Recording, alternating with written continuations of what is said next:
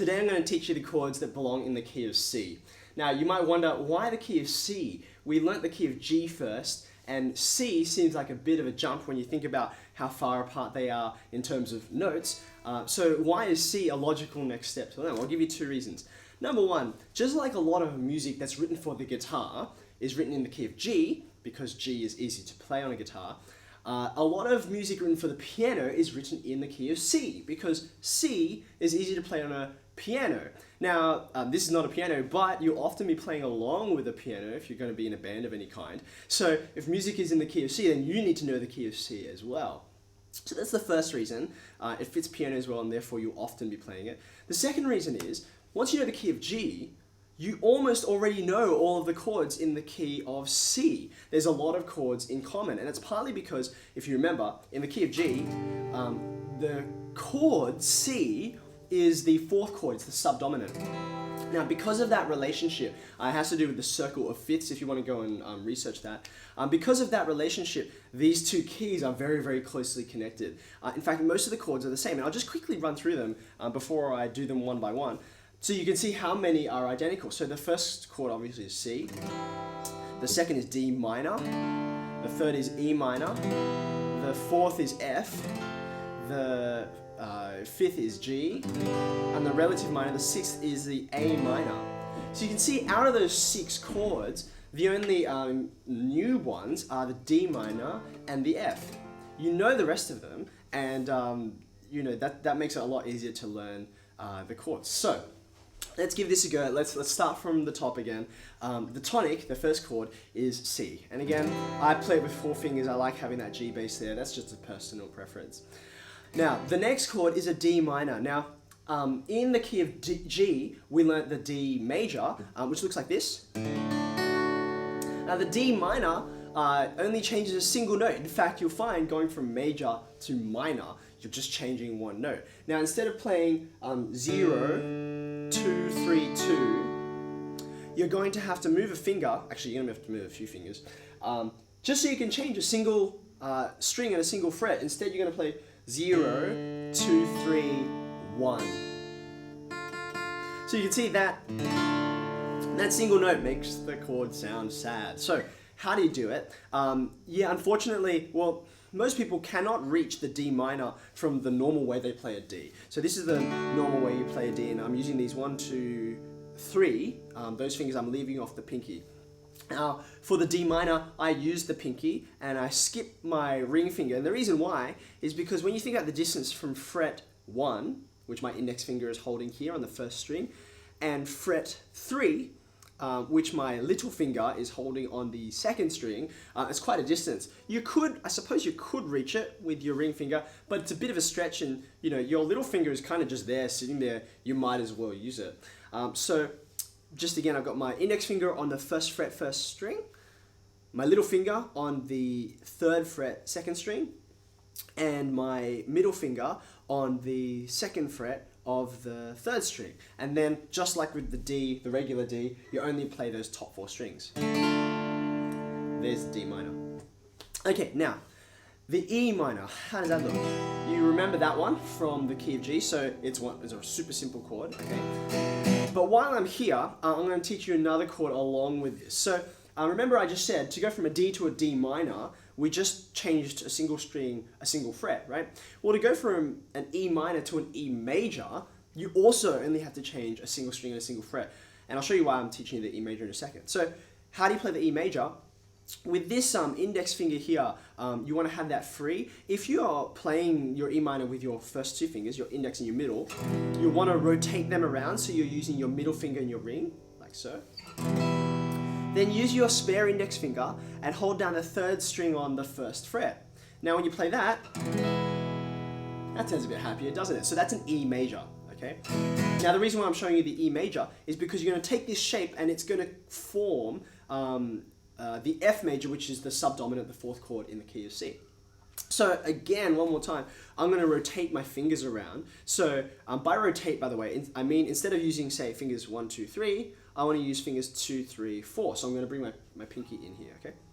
So how am I going to do this? I'll have my middle finger on the first fret of the third string. Then I'll use my ring finger and my little finger to hold down the 2nd fret on the 4th and 5th strings. So there's my E major. Now, how do you play an F major? Well, you just take this shape and you move the whole thing up 1 semitone, so 1 fret. So if I move those up like so, so now instead of playing 1, 2, 2, or 1, 2, 2 rather, they're going to be playing 2, 3, 3. That's going to form most of the chord, but because I've still got this E string here, and if you remember from the previous video on the key of G, the main note that you need to get is the bass note, right? So I need to change this E into an F. And I also need to change this B and this E into a C and an F. So I need to hold down all of those strings, and this is what we call a bar chord. And that's an F major. Now, bar chords are really hard to learn. I said in a previous video that I talked about this, so this is the time, because the F is a really important chord. It's the subdominant in this key, so you're going to be using it quite a lot. So a couple of things. Firstly, when you're forming the chord, because you've got 4 fingers to choose from, which one are you going to place first? Well, you basically want to form the shape that you're going to bar, which is, in this case, the E shape that I showed you before. Form them all first, and then form the bar with your index finger last. Okay. Now, the reason why you do that is because if you form the bar first, then all of your strength is kind of being focused onto your index finger. So then you'll have a lot of difficulty being agile and quick with your remaining 3 fingers. It's quite hard to get them into position versus doing them first and then barring last. Okay. Secondly, how do you get the strength to form a bar chord? Because not only is it hard to hold on, it just hurts when you're playing at the beginning, because you may even be able to see all of the strings are being held down by this one finger. So you've got not 1 mark here, but 6 marks along there. So how do you do that? What I advise you do is go to a toy store or something like that and buy a stress ball. Now, I don't mean one of those like wimpy stress balls, which is like really soft and it's easy to squash. Find the firmest, hardest stress ball you can, one which actually requires a fair bit of strength to push, which is funny. It seems like that would give you more stress rather than less. But anyway, find one of those. And then when you've got a spare moment, you're watching TV or you're studying, you're doing like a past paper or something, and you're just writing with one hand, and your other hand, your fretting hand, is free. And what you want to do is you want to just, in probably sort of 30 to 60 second lots, just use the stress ball to provide resistance to press down and clench your fist over and over again. Now what will happen is, because that takes a lot of effort, your fingers will gain strength. Now, why would you do that? Why not just play the chords and develop the strength that way? The main reason is, if you are developing your strength at the same time as you are learning technique, one of them will probably suffer. Now, it doesn't have to be that way. A lot of people learn chords and this is the only way they do it. But my experience is, if you're trying to form the chord, but the chord is weak, right? What you'll do is you'll be tempted to hold it the wrong way to try and develop more strength, and thereby compromising your technique. Or vice versa, you get your technique right, but because your finger strength is just not there, it won't sound, probably because you just aren't strong enough to hold it in that position. So I recommend getting a stress ball of that kind, developing that strength, do it in your spare times and all that kind of thing. And then when you come to play the guitar, you'll be like, oh, my fingers can do this, okay? So there's the F. What's the next chord? Number 5, which is the dominant chord, is a G. So you guys know that already. While I'm talking about bar chords though, if you remember what we did to form the F, we just took the E and moved it up 1. Now, between an F and a G, there are 2 semitones or 1 tone. There's the F, then the F sharp, then the G.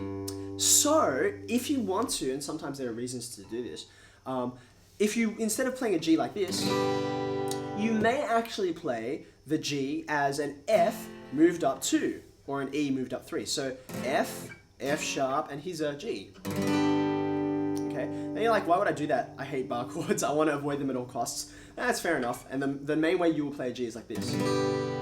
But if you pay close attention, number 1, this G and this G sound slightly different. There's a couple of reasons for that, which I'll go into another time.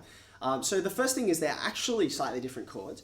The second thing is, when you are holding down a G with a bar chord, it's much easier to mute the strings to change the rhythm. They're like, isn't muting strings a bad thing? Usually it is, but if you want to, sometimes, some songs, you'll want to actually stop the chords playing at certain times. So